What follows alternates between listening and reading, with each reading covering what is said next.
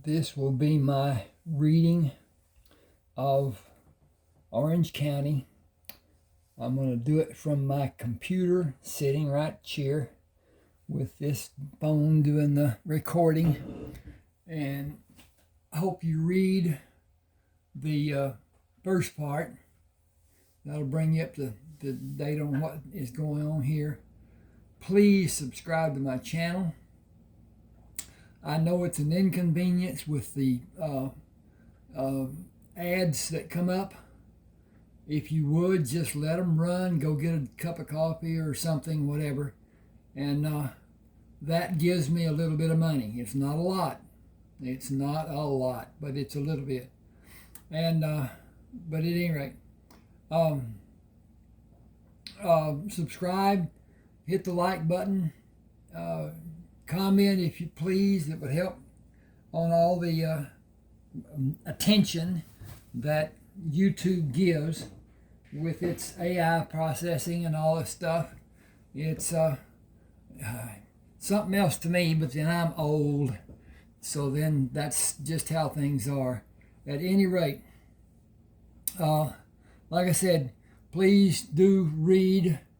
Go down and check out my videos and find Orange County. I have got 31 ebooks that I wrote. They are of different genre. Don't even know what genre really means, but it's a French word, I think, that means variety or whatever. But at any rate, this is a more or less mystery. And so, at any rate, I'm going to go here. Chapter 2. After breakfast, Doc and Brinson followed Clay from the house into the garage. Brinson said, "Shotgun." Clay opened the garage door and opened the back door of the car. "You two are back here. It gives you more protection." Doc asked, "Do you really think our being protected is what we need?" There has never been a murder recorded in Palm Grove. The reason the murder was done is most certainly drugs, if it is as I suspect. The perpetrator is attempting to show he has power and establish his reputation as being ruthless to gain control of the drug trafficking. I believe he eliminated his closest competition. What would be better than killing a prominent citizen to truly establish his domination? I believe he has a plan. He has the upper hand. We have no clue of what the methods being used may be. I gotta hang on just a second here with me. I gotta split that because it isn't maybe, it's maybe. And right now, it's not cooperating with me. Okay, there we go. We are acting in the safest manner we can. Do you mind being chauffeured? Brinson said, "I could become accustomed to it." I've got a problem with this thing doing what it's doing. At any rate, okay, now I got it. Doc said, "None of them said it, but I think the women are scared." Clay waved his hand in the air. "I have enough guns in the house to supply a small contingent of the army. There is a major difference in being scared and being cautious. I am being cautious. I hope scared never comes into being for Palm Grove. It may possibly be prevented by concealing the truth for a period of time." Brinson said, "We have no reason to be scared, but caution has its merits.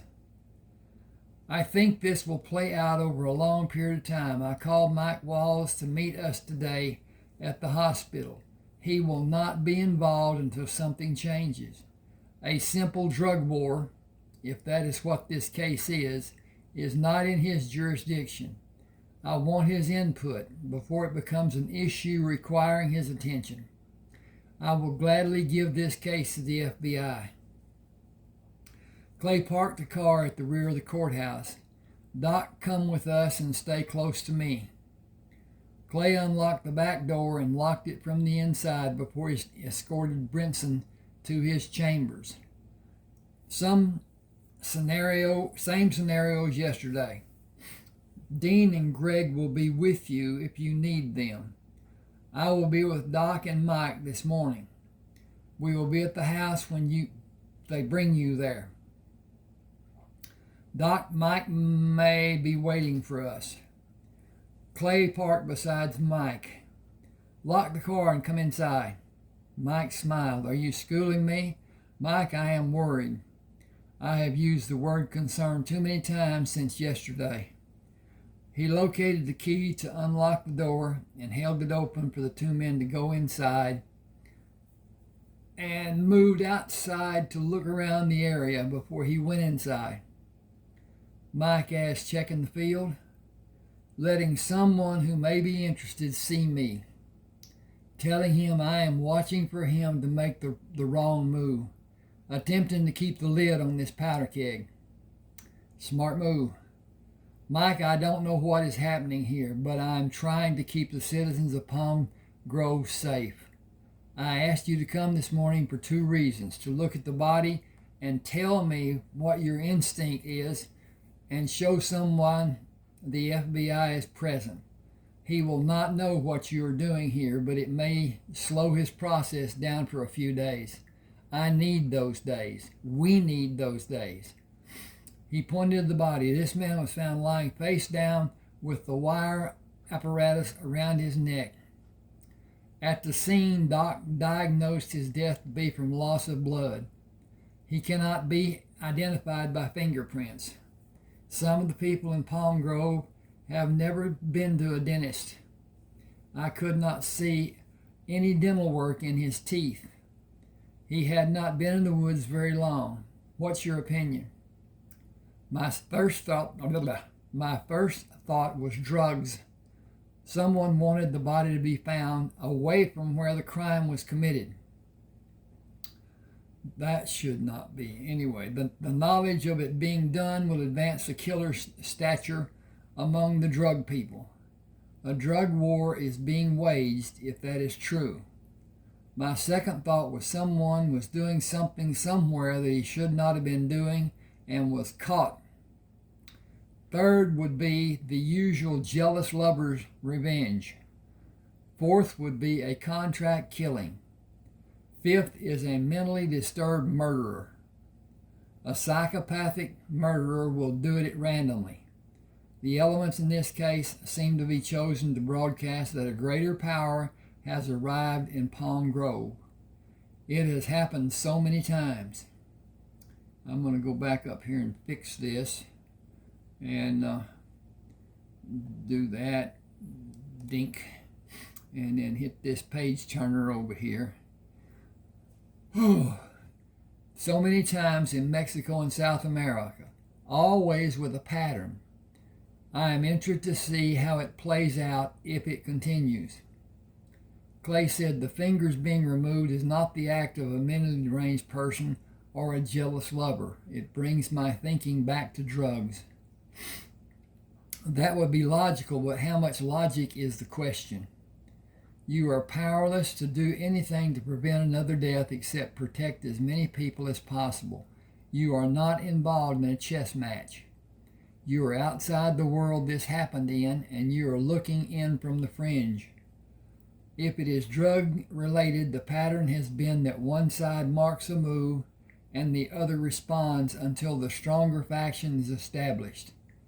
The characters involved are not usually interested in people who are not involved directly. Keep your people away from the areas where you know drug dealings are being done. Criminals aren't always deprived human beings. Some are college educated, even professionals, and they may be respected in the community. The lure of quick riches can be as addictive as any drug that might be sold. Be careful who you trust. My dad used to tell me to keep my friends close and my enemies closer, and don't give my full trust to either one. You never know what someone may do when you aren't looking. Clay walked outside with Mike. Thank you for coming. I meant what I said about trusting too easily. The very person you may be trusting most could be the one you should trust least. Got to flip the page. I'll follow your admonition. Mike said, our normal work is enjoyable, but every now and then we deal with horrible acts done by misguided people. Protect yourself and your people while you're protecting the community. See you later. Got to do this again. It says that shouldn't be there, so I'll put it not be there. I'll call you about poker night. Clay watched Mike drive away and surveyed the area before he went back inside. Phew. Okay, hang just a second, please. Okay. Now, finding a magazine, he read while waiting for Doc to finish the autopsy. Doc came into the room. I'm ready to do the documentation. Come with me to get coffee after I lock up. This is nasty business. Whoever did this had military training. He wasn't just murdered. The very tip ends of his fingers were punctured repeatedly before being cut off. He was bled, and when the coagulation occurred, subsequent bleeding was forced.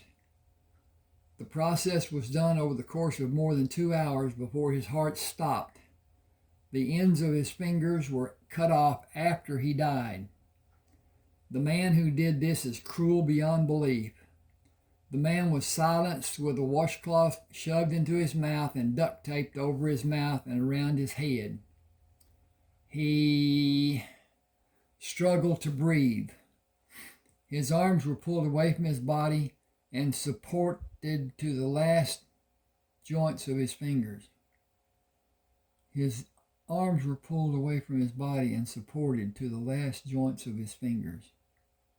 That doesn't make sense. I'll fix that maybe. Buckets with bales on them were hung on his wrists while bleeding was induced. He asphyxiated from lack of blood carrying oxygen to his lungs, or his heart stopped beating. His death might have been either one or both simultaneously. He suffered a long time and died slowly. I can surely stand a stiff drink. Coffee will be a poor substitute. Clay said, help me lock the doors and we'll go to the house and have the drink. You can write the report anytime. Doc opened the door of the car to sit in the back seat. I had an odd feeling about being in the back seat with Brinson coming to town. Sitting by myself will make me feel even worse. You can sit up front with me. Your discoveries during the autopsy have eliminated 3 of our 4 suspects I had in mind and changed my thinking about prominent people being a target. The man who did the things you discovered is no junkie trying to gain control of the drug trafficking in this city, but the surrounding area in this part of the state. He is educated and had military training, probably an officer in the Army or Marines. You believe we are safe because of those facts? Absolutely. The targeted people, if there were more, will be from the other side of town. The man will be listed as a John Doe. It will be impossible to have anyone identify him. If it is as it seems, his own mother will be too intimidated to tell us his name, and with good reason. Clay closed the garage door at the house. You can go in first. Butch and you both need contact comfort. I thank you more than him. I'm sorry you had to experience that atrocity. Doc said viciousness is a better term, or maybe barbarianism. Barbarism. Barbarism? Okay. All right. Clay said, pour the drinks and get out 2 of your favorites from the fridge.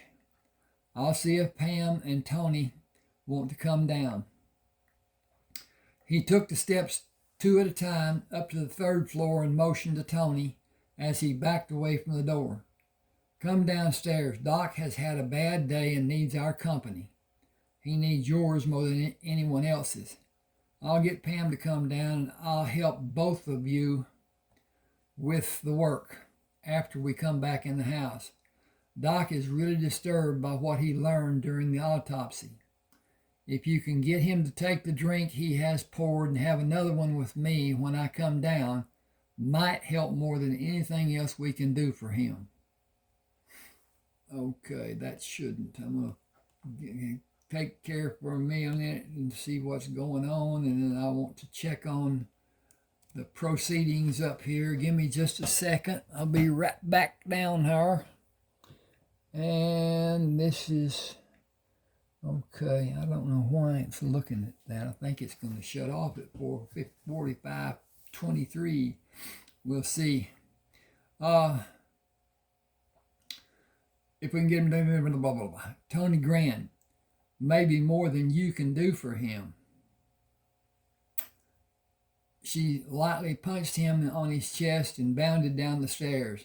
I'm coming down, Butch. He took the steps two at a time, going upstairs to talk to Pam and Bernice. How much work do we have? Oh, you can't kiss a girl hello?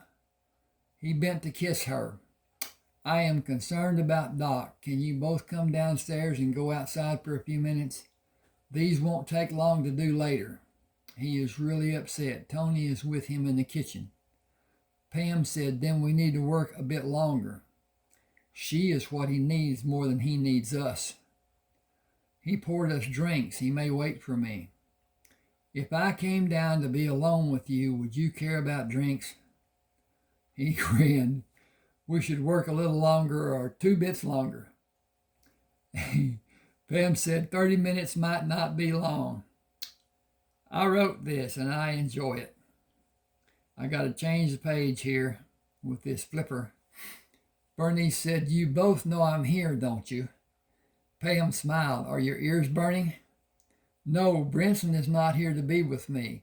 I'll be the fifth wheel. It's not a date. We're going outside for a break and let the tension subside for Doc. Bernice lowered her head over the draft table. It was probably already subsided. It has probably already subsided. Someone is helping to build it again, knowing Tony as I do and as you do. Pam asked, jealous? Bernice held her finger and thumb wide apart, about that much. Pam said, me too. Clay said, you both know I am here, don't you? They both laughed.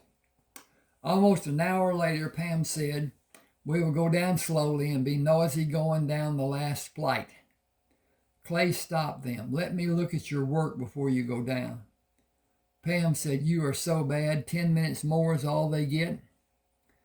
Pam and Bernice stomped on the last 8 steps before Pam called Butch. We're coming down, Butch. Come see us. Doc's face was flushed and Tony busied herself pouring drinks for him and Clay. Bernice smiled at Pam while they petted Butch. Come, Butch, we'll go outside.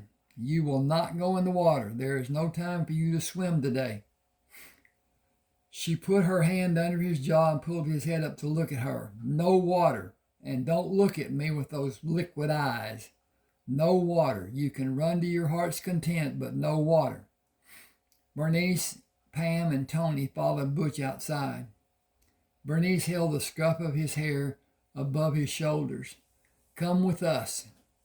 The 3 of them laughed and sat with their feet up in the chairs. Clay took the glass from the countertop. Better? Doc smiled. Bottoms up.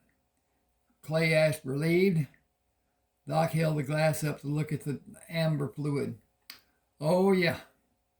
I'm taking 2 of my favorites out to the beach. You're working, so you can only have 1. I've done some of my best work when I was drunker than a hoot owl. Doc placed the cans on the countertop. I have seen almost every form of death a man will ever know. When I was just beginning to build my practice, a woman brought a man who was making adjustments to his television antenna, fell and drove a screwdriver into his forehead an inch above his nose. He said he did not feel the pain until after she got him in the car to come to the clinic. She did not trust the young doctors at the emergency room in the hospital, so she brought him to me. Nothing could be done for him.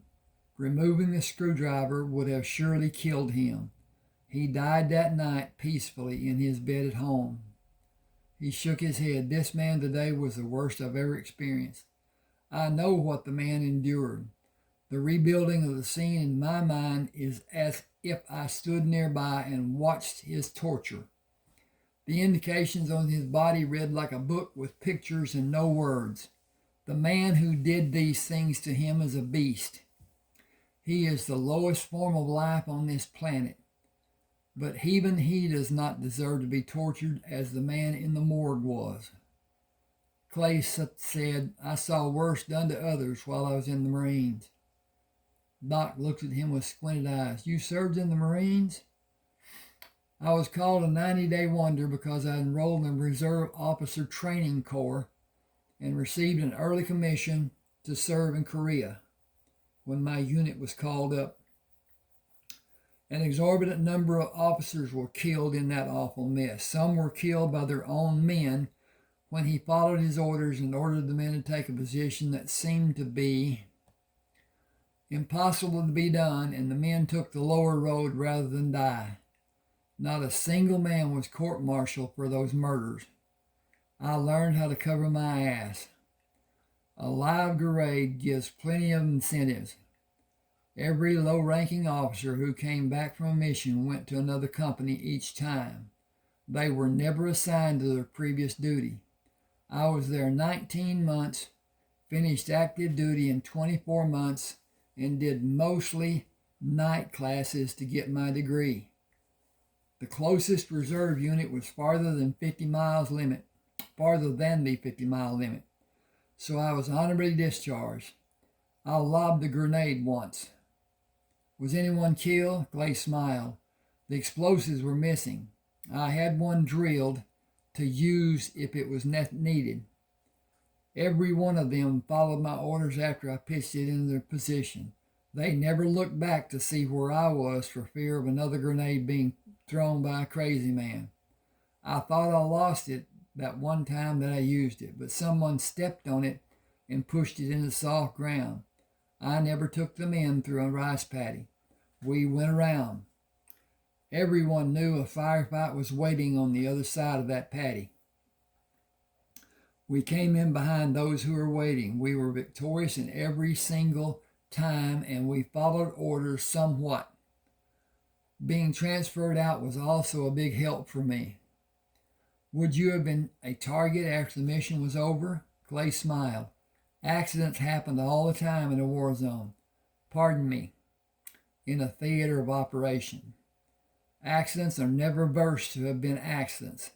They are products of friendly fire. I have not and never will tell another soul about my combat service of the 2 years as a drill instructor. He went to the fridge and got another beer. Bring your drinks. We have work to be done later. How good is your drawing? I've always been terrible at art. You would have enjoyed seeing my detailed drawings in anatomy class.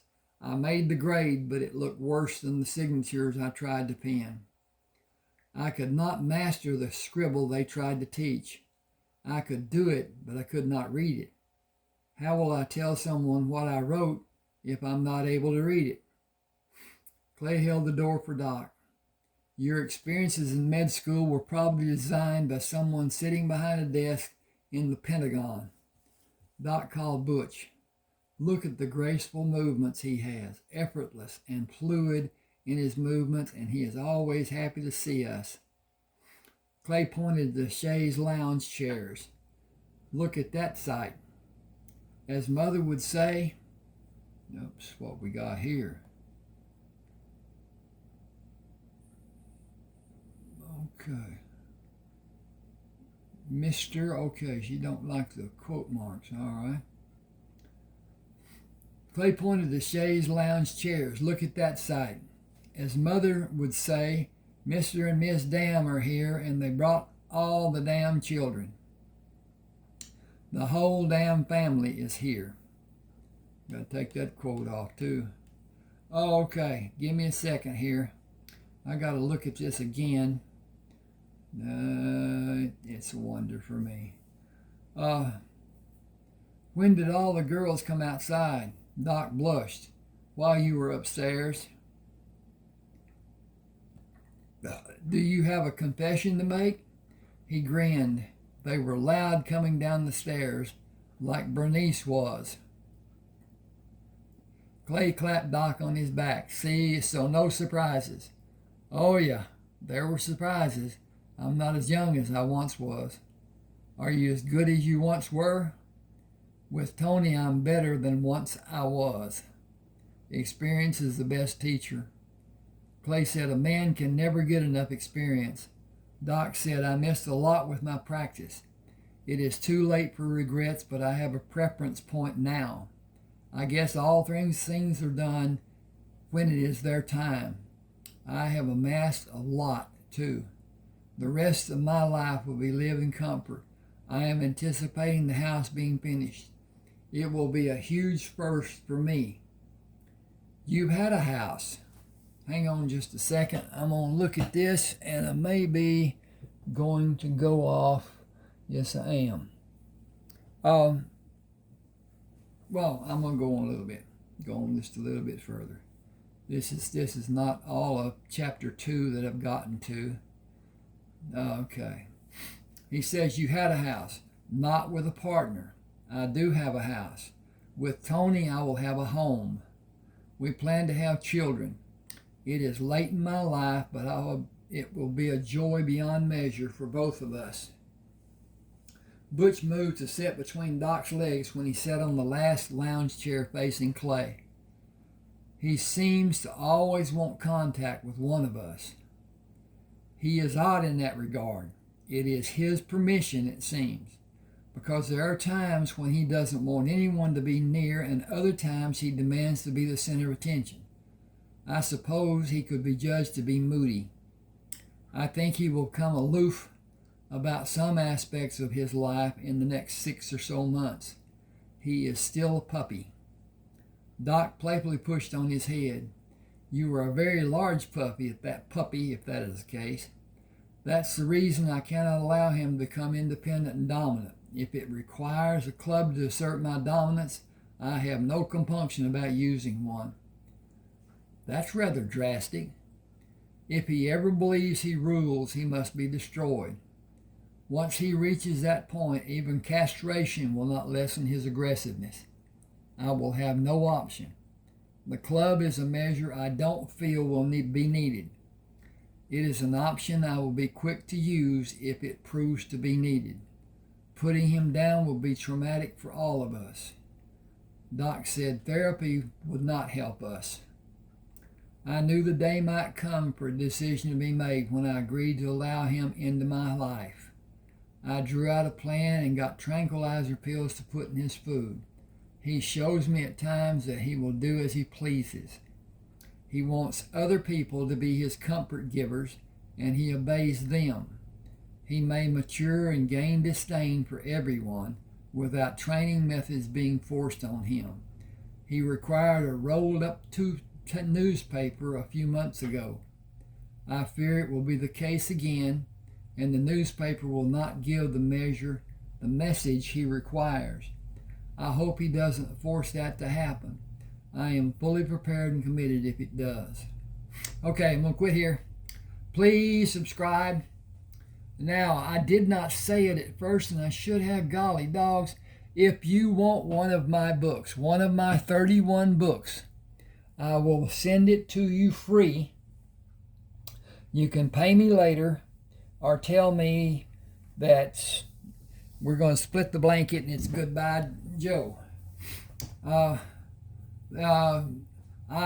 favor zeal. I think most banks have it. It's just the same as writing a check, only it's electronic. You subscribe, you become a member, blah, blah, blah, blah, blah. You know, they'll tell you what to do with it. But at any rate, Zeal is a great way to transfer money from one account to another account, pay your bills and whatever. Send money to people that you know. you should never send it to somebody you don't know, because once it's sent, very little can be done. Now, they say nothing, but that's not true. It can be done if there's a problem, if the bank wants to, and that's the problem. They don't want their people to be taking all day long helping somebody with a problem that shouldn't have happened to start with. So they just say, don't do it. And that's the best way. Now, with that being said, if I send you in your email, now this is a text that you can download to your reader or whatever, and use it there. And then later on, if you want more books, they're $6.99. Send me the email telling me that you're doing it, and your email address will show up in my accounting at the bank, and I'll know who sent it, who didn't, whatever. But at any rate, you can do that if you want. Like I said, 31 ebooks. Now, some of them are done in parts. The longest one is my Buzzard Shields book. It's done in 3 parts because that book together is, I believe, it's 972 pages long. So it's done in 3 parts: Buzzard Shields South, Buzzard Shields America, and Buzzard Shields North. It is an interesting read. I love it. But anyway, all my books are fiction. Every one of them's fiction. Some of them are drawn from the experiences I've had. Some of them are just pure imagination and thoughts of how things should have been. I don't want to get into my service in any of my books. But anyway, thank you for being with me. Shoot me an email. That'll be a good thing to do. And just tell me what you like, what you think, and whatever. You can look on my YouTube page, and there are other books that I've done readings on for, I think the furthest I've gone is 4 chapters. Most of them are 2 chapters. But it gives you an idea of what the book is about to some degree. You'll never know what the ending is until you get to it. Thanks for being with me. Thanks for giving me the time. Thanks for giving me the trust. I hope that it will always be that way. Thank you.